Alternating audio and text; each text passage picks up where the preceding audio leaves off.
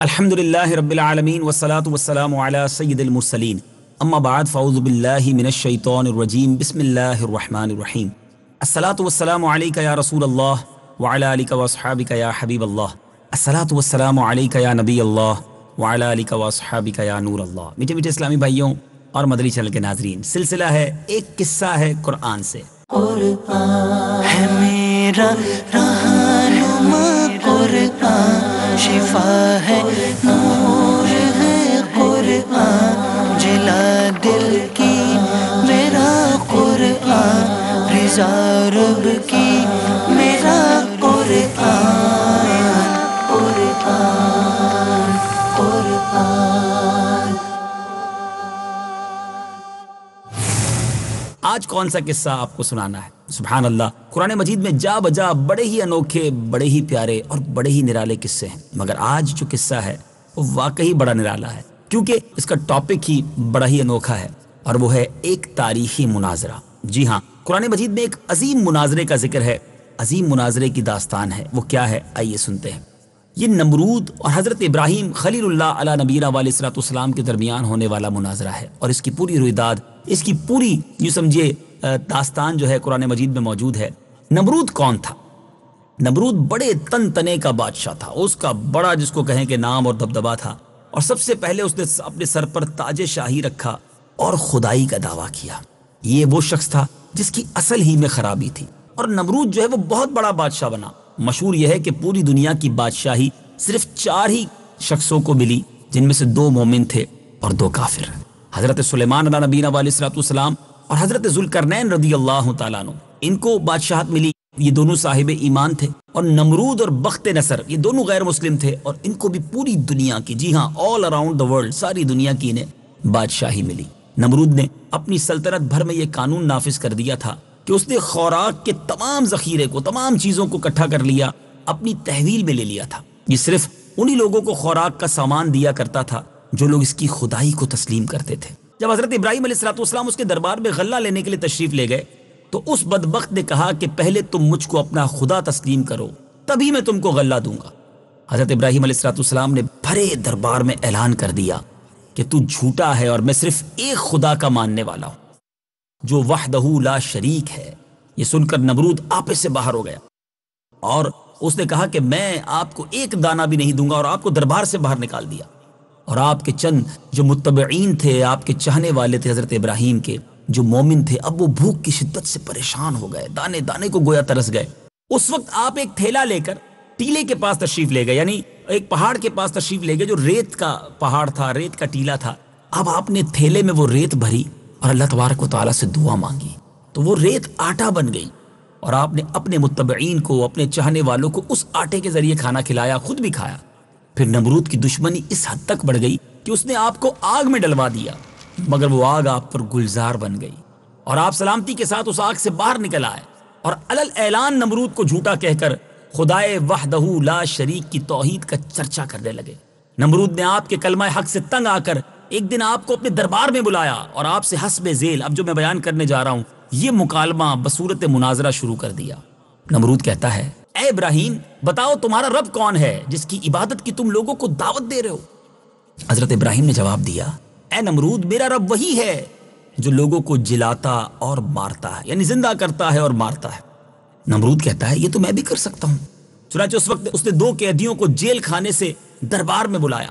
نمرود نے پھانسی پانے والوں کو تو چھوڑ دیا، اور اب بے قصور کو پھانسی دے دی، اور کہا دیکھو جو مردہ تھا میں نے اس کو زندہ کر دیا، اور جو زندہ تھا میں نے اس کو مردہ کر دیا۔ حضرت ابراہیم علیہ الصلوۃ والسلام نے سمجھ لیا کہ یہ بالکل ہی احمق ہے اور نہایت ہی بے عقل شخص ہے، جو جلانے اور مارنے یعنی زندہ کرنے اور مارنے کا کوئی اور مطلب سمجھ بیٹھا ہے۔ اس لیے آپ نے اس کے سامنے ایک دوسری بہت ہی واضح اور روشن دلیل پیش فرمائی۔ آپ نے ارشاد فرمایا، اے نمرود میرا رب وہی ہے جو سورج کو مشرق سے نکالتا ہے، اگر تو خدا ہے تو ایک دن سورج کو مغرب سے نکال کر بتا دے۔ حضرت ابراہیم علیہ الصلوۃ والسلام کی یہ دلیل سن کر نمرود مبہوت و حیران ہو گیا، پریشان ہو گیا، کچھ بھی نہ بول سکا۔ اس طرح یہ مناظرہ ختم ہو گیا۔ حضرت ابراہیم علیہ الصلوۃ والسلام اس مناظرے میں فتح مند ہو کر دربار سے باہر تشریف لائے، اور توحید الہی کا علل اعلان آپ نے اظہار کرنا شروع کر دیا۔ قرآن مجید نے اس مناظرے کو کن شاندار الفاظ میں بیان کیا ہے، کچھ آیات قرآنی سنتے ہیں اور ترجمہ قرآن سنتے ہیں۔ ألم تر إلى الذي حاج إبراهيم في ربه أن آتاه الله الملك إذ قال إبراهيم ربي الذي يحيي ويميت قال أنا أحيي وأميت قال إبراهيم فإن الله يأتي بالشمس من المشرق فأت بها من المغرب فبهت الذي كفر والله لا يهدي القوم الظالمين۔ ترجمہ: اے حبیب، کیا تم نے اس کو نہ دیکھا تھا جس نے ابراہیم سے اس کے رب کے بارے میں اس بنا پر جھگڑا کیا کہ اللہ نے اسے بادشاہی دی ہے؟ جب ابراہیم نے فرمایا میرا رب وہ ہے جو زندگی دیتا ہے اور موت دیتا ہے، اس نے کہا میں بھی زندگی دیتا ہوں اور موت دیتا ہوں۔ ابراہیم نے فرمایا تو اللہ سورج کو مشرق سے لاتا ہے، پس تو اسے مغرب سے لے آ، تو اس کافر کے ہوش اڑ گئے اور اللہ ظالم کو ہدایت نہیں دیتا۔ اے میرے میٹھے اسلامی بھائیوں، اس مبارک واقعے سے کیا سیکھنے کو ملتا ہے؟ حضرت ابراہیم علیہ السلام خداوند تعالیٰ کی توحید کے اعلان پر کس طرح پہاڑ کی طرح قائم رہے، کیا استقلال تھا، کیا جذبہ تھا۔ نمرود کی بے شمار فوجوں سے آپ گھبرائے نہیں، آپ خائف نہ ہوئے، نہ اس کے ظلم و ستم سے مرعوب ہوئے، بلکہ جب اس ظالم نے آپ کو آگ کے شعلوں میں ڈال دیا، اس وقت بھی آپ کے پائے عزم و استقلال میں کوئی جنبش نہ آئی، بال برابر لغزش نہ ہوئی، آپ برابر نعرہ توحید بلند کرتے رہے۔ پھر اس بے رحم نے آپ پر دانا پانی بند کر دیا، اس پر بھی آپ عزم و استقامت کے پہاڑ بنے رہے۔ پھر اس نے آپ کو مناظرے کا چیلنج دیا اور بادشاہی دربار میں طلب کیا تاکہ شاہی روب دکھا کر آپ کو مروب کر دے، لیکن آپ نے وہاں بھی بے خوف ہو کر مناظرے کا چیلنج قبول کیا اور دربار شاہی میں پہنچ کر ایسی مضبوط دلیل پیش فرمائی کہ نمرود کے ہوش اڑ گئے اور وہ ہکا بکا ہو کر لاجواب ہو گیا، خاموش ہو گیا۔ بھرے دربار میں اس کلمہ حق کی تجلی ہو گئی۔ وَقُلْ جَاءَ الْحَقُّ وَزَهَقَ الْبَاطِلُ إِنَّ الْبَاطِلَ كَانَ زَهُوقًا۔ ترجمہ: اور تم فرماؤ کہ حق آیا اور باطل مٹ گیا، بے شک باطل کو مٹنا ہی تھا۔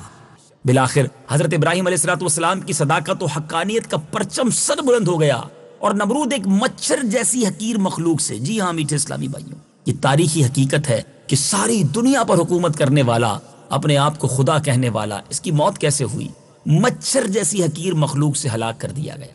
حضرت ابراہیم علیہ السلام کی ان پیاری پیاری باتوں سے ہم سب کو سبق لینا چاہیے کہ باطل پرستوں کے مقابلے میں ہر قسم کے خوف و ہراس اور تکالیف سے بے نیاز ہو کر آخری دم تک ڈٹے رہنا چاہیے اور ایمان و یقین رکھنا چاہیے کہ ضرور اللہ عز و جل دستگیری فرمائے گا۔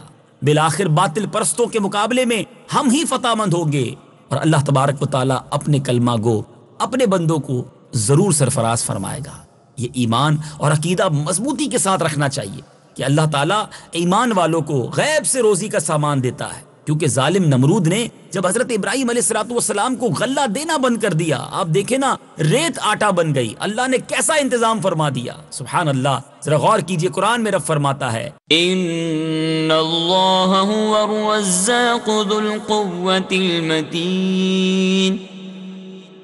ترجمہ: بے شک اللہ ہی بڑا رزق دینے والا، قوت والا، قدرت والا ہے۔ بہرحال میرے میٹھے اسلامی بھائیوں، یہ واقعہ واقعی ایمان کو مضبوط کرنے، اللہ پر بھروسہ کرنے اور اپنے توکل کو بڑھانے کے لیے ایک زبردست دلیل ہے۔ آج بھی ہو جو ابراہیم کا ایمان پیدا، آج بھی ہو جو ابراہیم کا ایمان پیدا، آگ کر سکتی ہے انداز گلستان پیدا۔ اللہ کریم ہم سب کو قرآن پاک کے فیضان سے منور فرمائے۔ مدنی چینل دیکھتے رہیے۔ صلو علی الحبیب صلی اللہ تعالی علی محمد صلی اللہ علیہ وسلم۔